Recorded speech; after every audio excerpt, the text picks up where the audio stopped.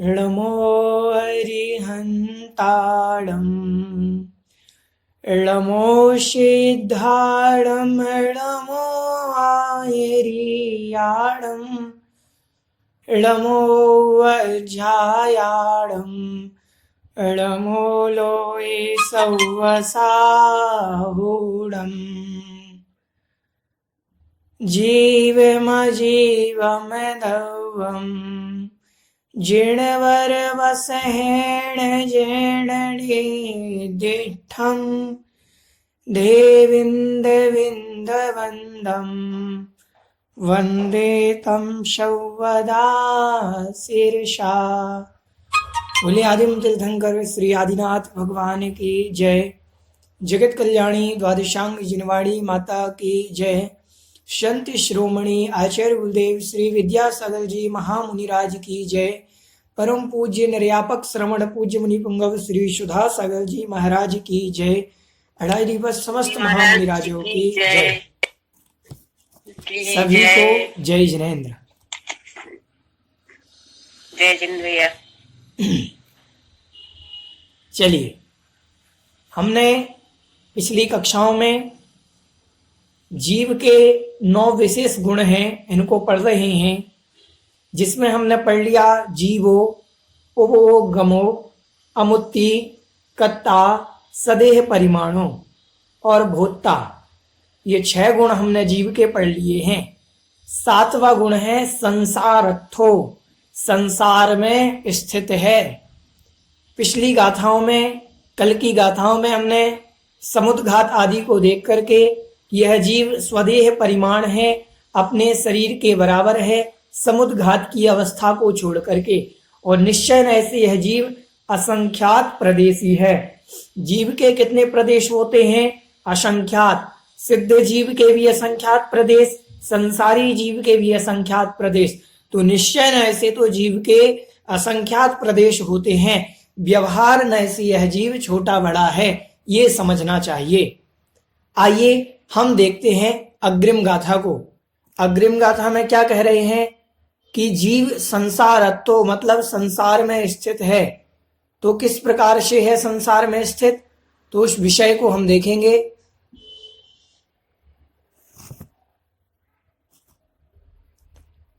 कल हमने, अब ये पढ़ते हैं संसारी जीव के भेद। संसार में स्थित है जीव, तो किन किन स्वरूप में है, किन किन भेद वाला है, कैसा है यह जीव का स्वरूप, ये यहाँ पर बतलाया जाएगा। गाथा क्रमांक 11। आइए देखते हैं सबसे पहले इसका उच्चारण। पुढ़वी जलते उवाऊ, पुढ़वी जलते उवाऊ, वनपदी विविहतावरे इंदी, विगतिग चदुपंचखा, विगतिग चदुपंचखा, तस जीवा होन्ति संखादि, पुढ़वी जलते उवाऊ, वड़त्फदि विविहतावरे इंदी, विगतिग चदुपंचखा, तस जीवा होन्ति संखादि। समझ में आया गाथा का उच्चारण? आइए, कौन उच्चारण करना चाहेगा इस गाथा का? हैंड रेस करेंगे जी। अर्चना जी कोटा, मैं आपको अनम्यूट कर रहा हूं जी। जय जिनेन्द्र। पुढ़वी जलते उवाऊ, वनपदी विविहतावरे इंदी, विगतिग चदुपंचखा, तस जीवा होन्ति संखादि। ठीक, बहुत बढ़िया जी। अनीता जी जैन, आपको अनम्यूट कर रहा हूं। जय जिनेन्द्र भैया। जय जिनेन्द्र।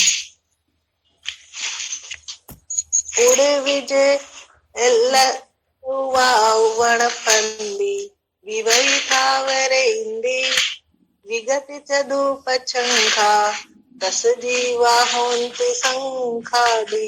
अभी उच्चारण अशुद्ध है, आप और लोगों का सुने एक बार। ललिता जी हजारीबाग जी। पुढ़वी जलते उवाऊ, वनपदी खदी विविथावरे इंदी विगतिक चदु पंचंखा तस जीवा होंति संखादी। ठीक है, अच्छा है, थोड़ा सा और प्रयास करें। आशा जी, आपको अनम्यूट कर रहे हैं जी। जी उड़े भी जलते वायु वनस्पति विविध थावरे इंदी विगतिक चदु पंचंखा तस जीवा होंति संघाती।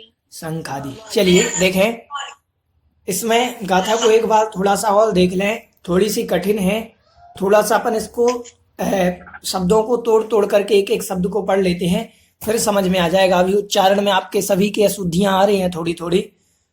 पुढ़वी, देखें एक मिनट,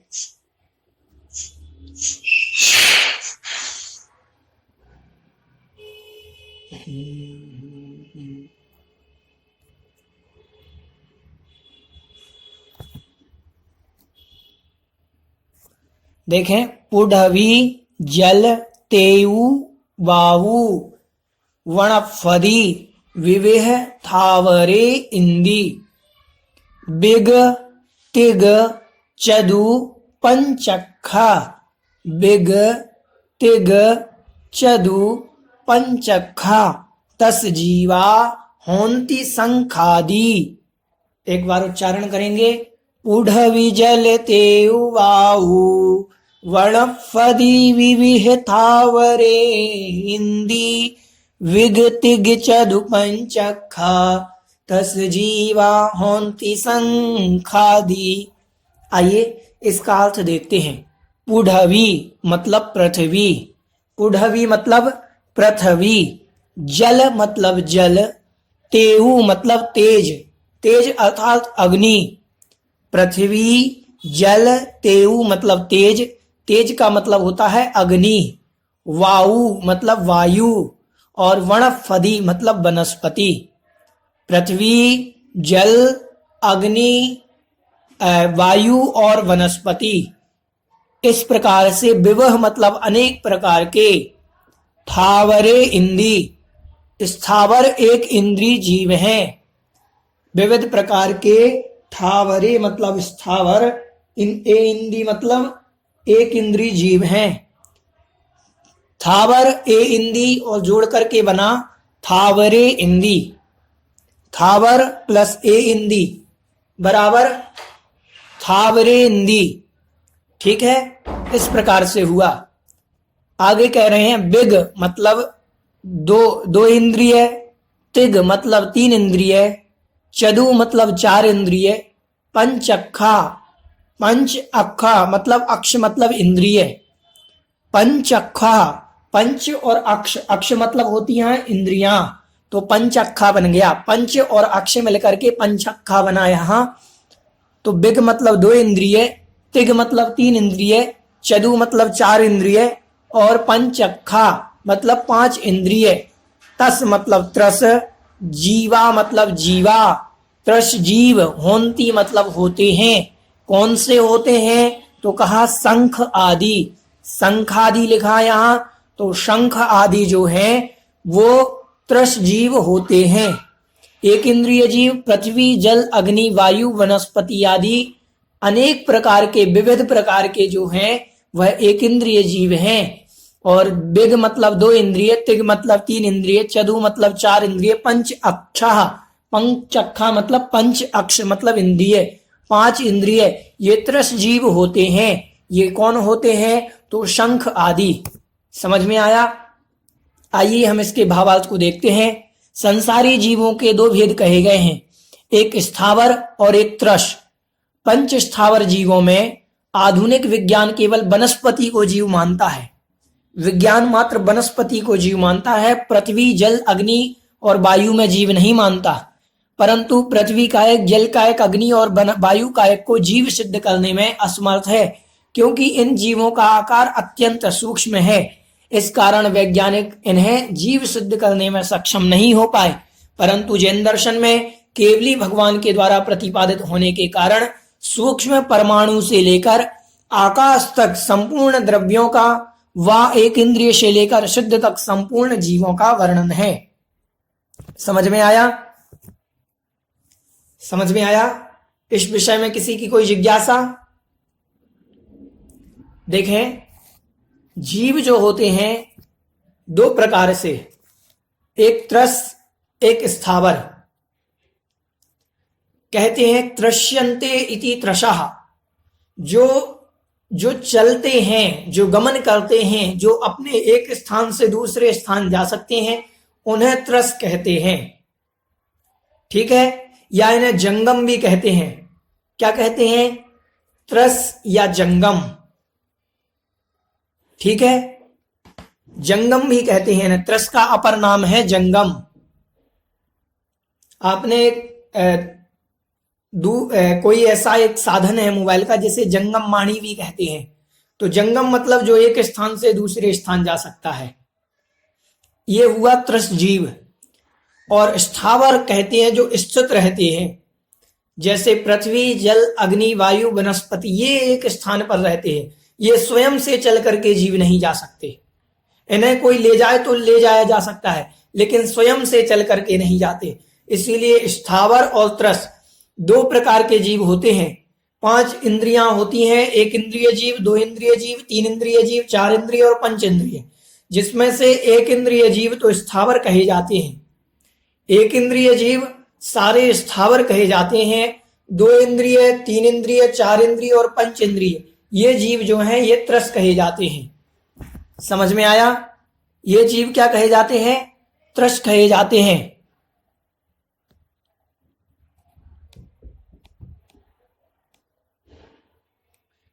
चलिए, आइए, किसी की कोई जिज्ञासा इस विषय में? चलिए, समझ में आया? संसारी जीव के यहां पर भेद बताए, त्रस और स्थावर। ठीक है? चलिए आगे देखते हैं अग्रिम गाथा को हम।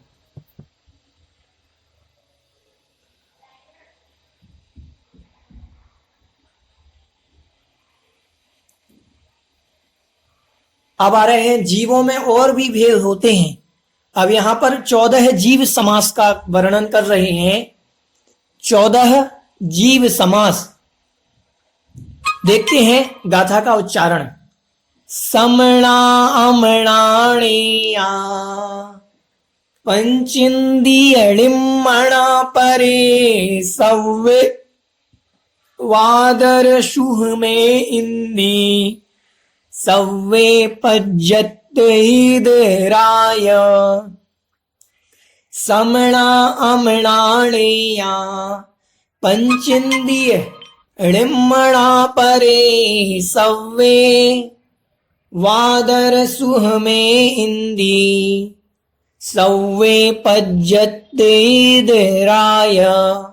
समणा अमणा णेया पंचिंदिय ऋमणा परे सव्वे वादर शुह में इंदी सव्वे पज्जत इदिराय। कोई गाथा का उच्चारण करना चाहते हो? जी, कामिनी जी, मैं आपको अनम्यूट कर रहा हूं। जी, कामिनी जी। जय जिनेन्द्र भैया। जी, जय जिनेन्द्र। समना अमनानिया पंचदिये निमन्ना परे सव्वे बादर सुह में इंदी सव्वे पज्जत हिद्राय। हाँ, ठीक है, थोड़ी सी अशुद्धियां हैं। देखो, ना और णा में अंतर है। कुछ लोग नमोकार बोलते हैं, नमोकार नहीं, णमोकार। तो यहाँ णा है, यहाँ ना शब्द आपको प्राकृत में बहुत ही कम देखने मिलेगा। अधिकतम सारी जगह णा शब्द मिलेगा। कौन सा शब्द? णा। तो इस प्रकार से देखना। आइए, स्मिता जी शाह, मैं आपको अनम्यूट कर रहा हूं। जी, उच्चारण करेंगे। जय जिनेन्द्र भैया जी। जी, जय जिनेन्द्र भैया जी। जय जिनेन्द्र जी। समणा अमणाणेया पंचेन्द्रियणिमणा परे सव्वे बादर सुह में इंदी सव्वे पच्चत इदराय पज्जत ईदराय, ऐसे बोलना है। चलिए बहुत बढ़िया पच्चत इदराय। जी। अन्नू जी चित्तौड़, आपको अनम्यूट कर रहे हैं जी। अन्नू भैया जी। जी। समना अमणानेया पंचेंद्रिय निम्बना परे सव्वे वाद सुमे इंदी सव्वे पज्जत इदराय। ठीक ठीक जी। निधि जी मैं आपको अनम्यूट कर रहा हूं जी। जी भैया जी। समणा अमणाणेया पंचेन्द्रियम्णा परे सब्बे बादसु में इंसी सब्बे पच्चत इदराय। ठीक। देखो गाथाओं को आराम से पढ़ोगे, जितना आराम से पढ़ोगे उतना आनंद आएगा। चलिए 4 लोगों ने उच्चारण कर लिया, बहुत है। जो लोग देखो एक एक बार सबको उच्चारण मिलना चाहिए, इस भावना से मैंने जिन्होंने पहले कर लिया था उनको मौका नहीं दिया, तो एक एक करके सबको मौका दे रहे हैं। चलिए वंदना जी गोधा में आप और कर लीजिए उच्चारण जी। जी स्क्रीन पर आओ, पुस्तक नहीं है हमारे पास। चलिए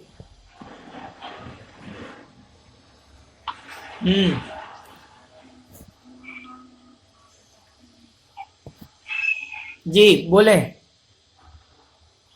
समणा अमणाणेया पंचेन्द्रियम्णा परे सब्बे बादसु में इंसी सव्वे पच्चत इदराय। चलिए बहुत बढ़िया। जिनके पास जिनवाणी नहीं है उनके लिए पीडीएफ भेज देंगे ग्रुप पर, तो आप पीडीएफ अपने पास रखें। चलिए आइए देखते हैं गाथा का अर्थ। यहां संसारी जीवों की ही बात चल रही है कि संसारी जीव कितने प्रकार के होते हैं। तो वहां पर उन्होंने मूलतः जो बतलाए थे क्या कहते हैं 2 भेद। अब जीव 14 जीव समास, 14 मतलब 14 प्रकार के जीव समास। जीव मतलब जीवों को, समास मतलब होता है संक्षेप कथन करना। समास होता है समास का अर्थ होता है संक्षेप। संक्षेप में 14 प्रकार से जीव तो अनेक भेद बन सकते हैं, फिर भी आचार्य ने 14 में 14 जीव समास के अंदर 14 में उन्हें संक्षेप से किया है, इसीलिए 14 जीव समास कहा। ठीक है, आइए देखते हैं अर्थगाथा का। शामणा, शा मतलब सहित, मणा मतलब मन सहित, मन से सहित। आमणा मन रहित, मन सहित और मन रहित 2 भेद हो गए। मन सहित और मन रहित। णेया मतलब जानना चाहिए। किनको जानना चाहिए? पंचेंद्रिय, पंचेंद्रिय जीवों को। पंचेंद्रिय जीवों को 2 प्रकार का जानना चाहिए, एक तो मन सहित और एक मन से रहित। ऐसा जानना चाहिए किनको? पंचेंद्रिय जीवों को।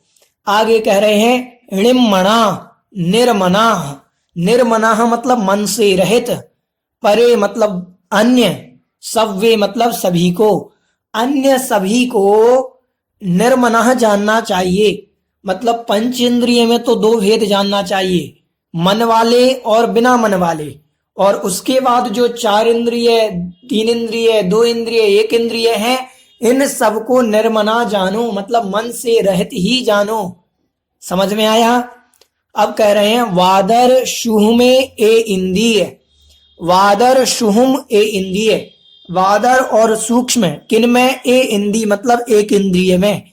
एक इंद्रिय में 2 भेद जानो, एक तो वादर और एक सूक्ष्म। एक इंद्रिय के कितने भेद? एक वादर, एक सूक्ष्म। अब ये हो गए कितने भेद? अपन टोटल गिनते हैं।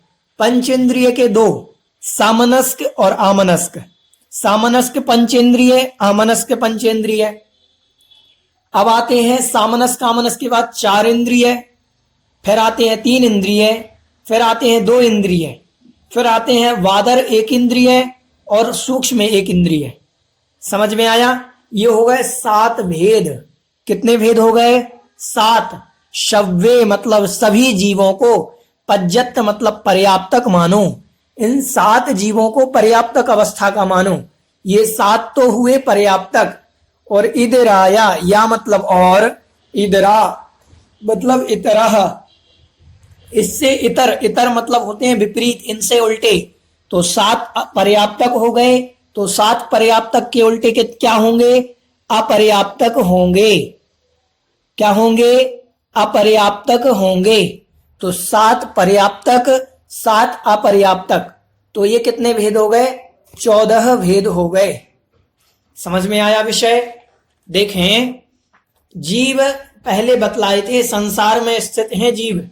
तो पहले उन्होंने बताया था जीव 2 प्रकार के, एक रस और स्थावर। अब और भेद कर दिए, 14 प्रकार के कह दिए। कितने प्रकार के? 14। अब 14 प्रकार के जीव कैसे? तो अपन लगाते हैं। सबसे पहले समणा, अमणा, णेया, पंचेंद्रिय। 5 इंद्रिय जीव, जो पंचेंद्रिय जीव है उसके 2 भेद जानो, एक सामनस्क, एक आमनस्क। समझ में आया? मन सहित और मन रहित, ये 5 इंद्रिय के हो गए। लिख लें आप जो भी लिखना चाहें। पंचेंद्रिय सामनस्क, पंचेंद्रिय आमनस्क। फिर लिखें 4 इंद्रिय, फिर लिखें 3 इंद्रिय, फिर लिखें 2 इंद्रिय। तो ये कितने हो गए? 5 प्रकार के भेद। पंचेंद्रिय सामनस्क, पंचेंद्रिय आमनस्क, 4 इंद्रिय, 3 इंद्रिय, 2 इंद्रिय। अब आते हैं 1 इंद्रिय बादर और 1 इंद्रिय सूक्ष्म। तो ये हो गए टोटल 7 भेद। ये कितने हो गए? टोटल 7 भेद। 7 भेद हुए। समझ में आया? किसी को इस विषय में जिज्ञासा तो नहीं? 7 भेद समझ में आए? जी, आशा जी आपको अनम्यूट कर रहे हैं। जी बोलिए। हाँ भैया जी, ये ऊपर वाली लाइन का थोड़ा अर्थ समझाइए। समना हमना का मुझे समझ में आ गया है ना, इसके बाद आगे का थोड़ा अर्थ समझाइए। इसको पूरी लाइन का पूरा अर्थ समझ में नहीं आया बराबर मेरे को। चलिए बताते हैं अभी एक बार। जी वंदना जी गोधा जी बोलिए। भैया जी ये समनस 4 इंद्री 5 इंद्री और अमनस में 5 या 4 है कुछ है ना? कैसे?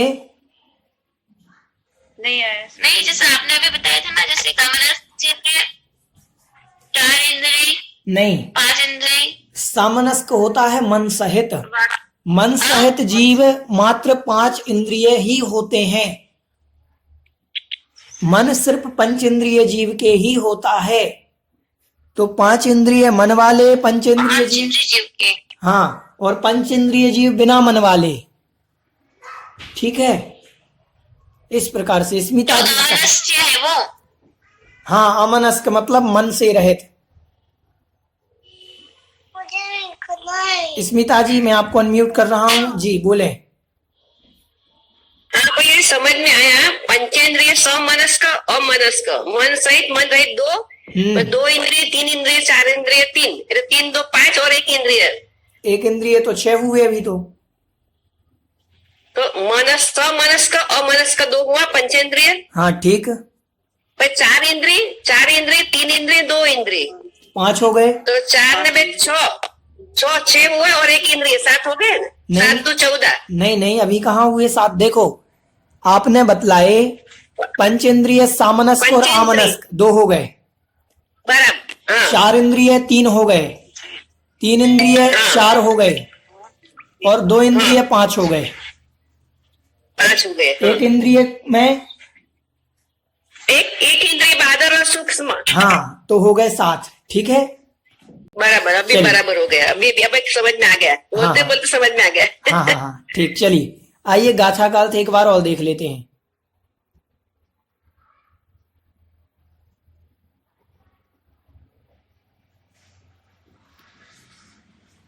कह रहे हैं सामणा मन सहित, आमणा मन रहित, णेया मतलब जानना चाहिए। किनको जानना चाहिए मन सहित और मन रहित? तो कह ले पंचेंद्रिय, पंचेंद्रिय जीवों को, पंचेंद्रिय जीवों को सामनस्क और आमनस्क जानना चाहिए। मन वाला और बिना मन वाला 2 प्रकार के भेद होते हैं पंचेंद्रियों में, तो ऐसा जानना चाहिए। फिर कह रहे हैं णिम्मणा निर्मना, मन रहित, मतलब जिनके मन नहीं होते, किनके नहीं होते, तो परे सव्वे, परे मतलब अन्य, सव्वे मतलब सभी के, अन्य सभी के मन नहीं होते। अन्य सभी में कौन आएंगे? जब पंचेंद्रिय हो गया तो पंचेंद्रिय के बाद 2 इंद्रिय, 3 इंद्रिय, 1 इंद्रिय, 4 इंद्रिय, ये सारे मन रहित हैं, ऐसा जानना चाहिए। फिर कह रहे लेकिन वादर सुहमेंद्रिय, एक इंद्रिय में भी वादर और सूक्ष्म, ये 2 भेद जानना चाहिए। वादर शुहम मतलब सूक्ष्म, वादर और सूक्ष्म, ए इंद्रिय मतलब एक इंद्रिय में जानना चाहिए। और ये सारे जीव 7 भेद हुए इनके, तो 7 भेदों में फिर कह रहे हैं सव्वे सभी, पज्जत मतलब पर्याप्तक, और इदरा मतलब अपर्याप्तक, या मतलब और, पर्याप्तक और अपर्याप्तक, इन 7 को पर्याप्तक मानो और 7 को अपर्याप्तक, तो पर्याप्तक 7 और अपर्याप्तक 7, तो दोनों मिलाकर के हो गए 14 जीव समास, 14 भेद हो गए। समझ में आया? चलिए इसका भावार्थ देखते हैं। जिसके द्वारा अनेक प्रकार के जीव के भेद जाने जा सकें उसे जीव समास कहते हैं। जिसकी शरीर पर्याप्ति पूर्ण हो गई हो उस जीव को पर्याप्तक कहते हैं। आहार इंद्रिय, आहार शरीर इंद्रिय, स्वाक्षोश्वास, भाषा और मन, ये 6 पर्याप्तियां हैं। इस जिसकी शरीर पर्याप्ति अभी पूर्ण नहीं हुई है पर आगे पूर्ण अवश्य होंगी, उसे निर्वृत्य पर्याप्तक कहते हैं। निर्वृत्ति अपर्याप्तक बराबर निर्वृत्य पर्याप्तक। तथा जिसकी एक भी पर्याप्ति पूर्ण नहीं होगी उसे अपर्याप्तक कहते हैं। समझ में आया? देखें, पर्याप्तियां 6 होती हैं। आहार, शरीर, इंद्रिय, स्वाक्षोश्वास, भाषा और मन, 6 पर्याप्तियां होती हैं। पर्याप्ति मतलब समझना जीव के कुछ ग्रहण करने की शक्ति। समझ आ रहा है? आहार पर्याप्ति, शरीर पर्याप्ति, ताकत, शरीर की पर्याप्ति, शरीर संबंधी वर्गणाएं, जैसे जीव यहां से मरण को प्राप्त हुआ, यहां से मरण को प्राप्त हुआ, और जैसे ही मरण को प्राप्त हुआ और एक मोड़ा लिया और एक मोड़ा ऐसा लिया, तो यहां जीव पहले में दूसरे में अनाहारक रहा, मतलब यहां पर आहार पर्याप्ति भी नहीं है अभी। और जैसे ही वहां उस रास्ते में पहुंचा, यहां उसको जन्म लेना है और यहां इस वाले रास्ते में है, यहां तो जन्म लेना है और इस वाले रास्ते में अभी चल रहा है जीव यहां पर, तो ये आहार पर्याप्तियां यहां से ग्रहण करना शुरू कर देता है। ठीक है? और शरीर मिलते ही, शरीर तक पहुंचते ही शरीर पर्याप्ति पूर्ण होती है। शरीर में पहुंचते ही शरीर पर्याप्ति पूर्ण करता है अंतर मुहूर्त के अंदर। अंतर मुहूर्त में आहार पर्याप्ति, अंतर मुहूर्त में शरीर पर्याप्ति, और इसी अंतर मुहूर्त के अंदर इंद्रिय, फिर स्वाक्षोश्वास, फिर भाषा और फिर मन, इन सब की पर्याप्तियों को अपनी अपनी योग्यता के अनुसार पूर्ण करता है। ठीक है? तो ये हुई पर्याप्ति। यहां पर 2 पर्याप्तियों की बात हुई, एक निर्वृत्य पर्याप्तक, एक अपर्याप्तक। निर्वृत्य पर्याप्तक और पर्याप्तक किसे कहते हैं? निर्वृत्य पर्याप्तक कहते हैं जिसकी निर्वृत्ति मतलब रचना, निर्वृत्ति का अर्थ क्या होता है? रचना। और अपर्याप्तक मतलब पूर्ण नहीं है, जिसकी रचना अभी पूर्ण नहीं है लेकिन पूर्ण होगी भविष्य में, उसे कहते हैं निर्वृत्ति अपर्याप्तक। मतलब जिसकी तैयारी प्रोसेस चल रही है आहार वर्गणा, शरीर वर्गणा को ग्रहण करने की, लेकिन अभी शरीर वर्गणा पूर्ण नहीं हुई, शरीर वर्गणा, शरीर पर्याप्ति पूर्ण नहीं हुई, इसीलिए थोड़ा सा विषय कठिन है, ध्यान से सुनना। अभी शरीर पर्याप्ति उसके पूर्ण नहीं हुई तो इसीलिए वह अभी निर्वृत्य पर्याप्तक है, लेकिन आगे भविष्य में अंतर मुहूर्त बाद वो शरीर पर्याप्ति को पूर्ण करेगा। तो अभी पूर्ण नहीं हुई तो इस अवस्था को कहेंगे निर्वृत्य पर्याप्तक। ठीक है? एक होता है अपर्याप्तक। जिसके अभी आहार पर्याप्ति तो पूर्ण हो गई लेकिन शरीर पर्याप्ति पूर्ण नहीं हुई, उसे कहेंगे अपर्याप्तक। ठीक है। जीव जब मरण को प्राप्त होता है तो जब तक विग्रह गति में होता है और जब तक वह शरीर पर्याप्ति को पूर्ण नहीं कर लेता तब तक यह जीव अपर्याप्तक कहा जाता है। ठीक है, समझ में आ रहा है। अब इसमें दो चीजें बतलाई, एक निर्वृत्या पर्याप्तक, एक पर्याप्तक। और एक और आगम में कभी आप भविष्य में कोई ग्रंथ पढ़ेंगे उसमें आएगा लब्ध पर्याप्तक। तीसरा नाम इसमें नहीं दिया है अभी, लेकिन तीसरा नाम आएगा लब्ध पर्याप्तक। इसको समझ ले पहले, फिर आपकी जिज्ञासा का समाधान करेंगे। तीसरा है लब्ध पर्याप्तक।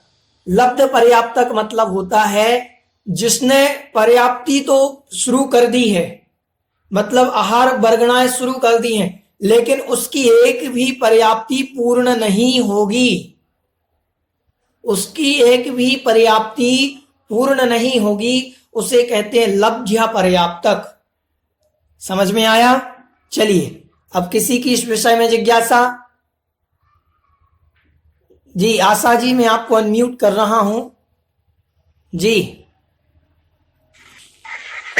बादर जीव किसे कहते हैं? बादर जीव किसे कहते हैं? वादर मतलब होते हैं मोटे रूप में होना। जैसे एक इंद्रिय जीव बादर में, जैसे पेड़ है, ये बादर है, इसे हम छू सकते हैं। ठीक है, पहाड़ है, इसे हम छू सकते हैं। तो जो छूने में आए, जो पकड़ में आए वो बादर जीव, जो देखने में आए वो बादर जीव। सूक्ष्म एक इंद्रिय जीव ऐसे होते हैं जो हमारे शरीर से होकर के भी निकल जाएं। सुनो सुनो, पहले सुन लें। सूक्ष्म एक इंद्रिय जीव वो होते हैं जो हमारे शरीर से होकर के भी निकल जाएं तो उन्हें बाधा नहीं आती, वो इस दीवाल से उस दीवाल तक जा सकते हैं।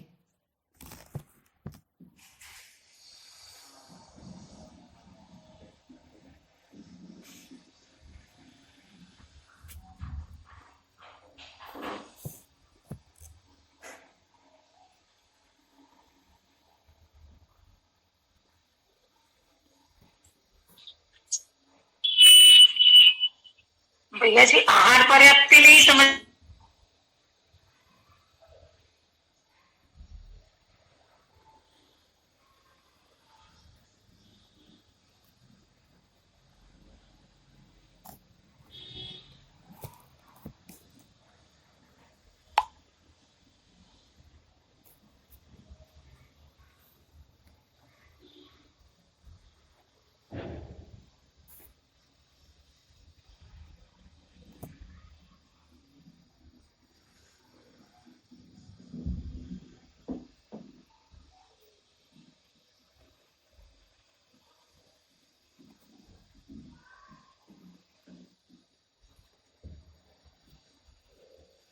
चलिए, किनकी जिज्ञासा थी?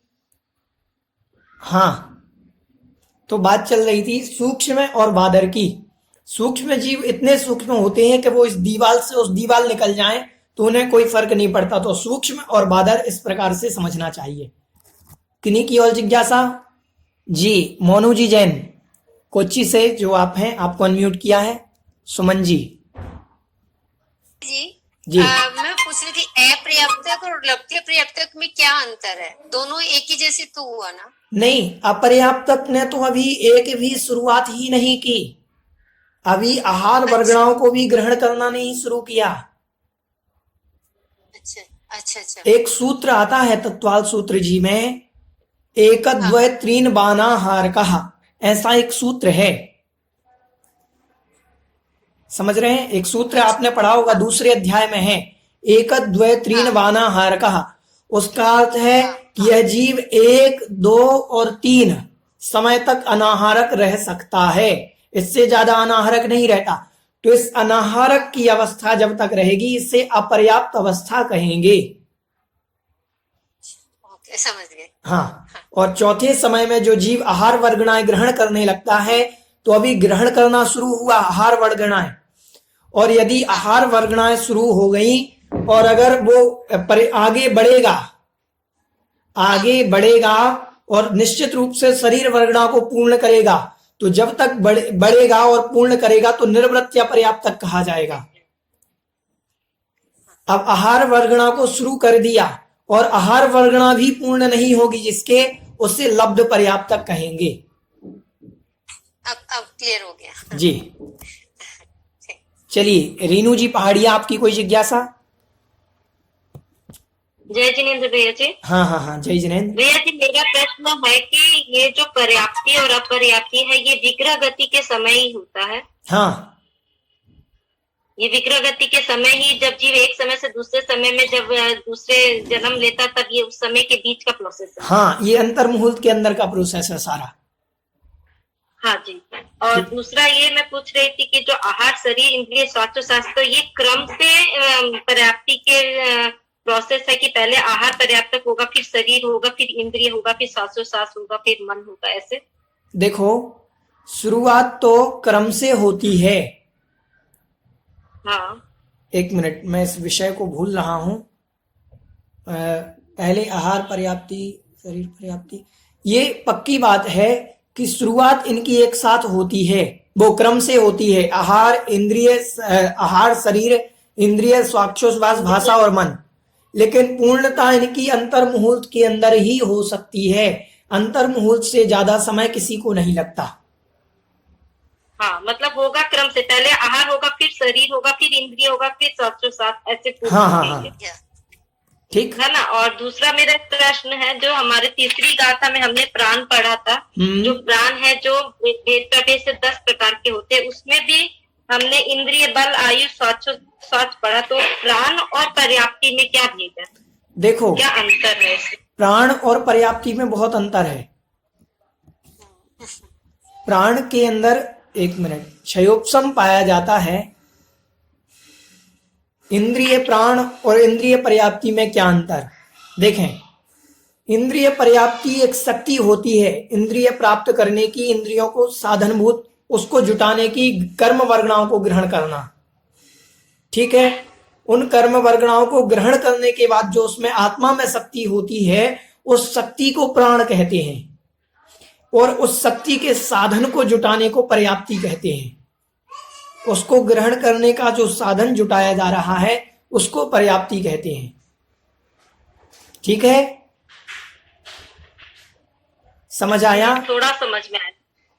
साधन को जुटाना, साधन को जुटाना पर्याप्ति, और साधन के लिए जो क्षयोपशम तैयार हुआ है उस साधन में आने के लिए आत्मा का जो क्षयोपशम है वो प्राण है।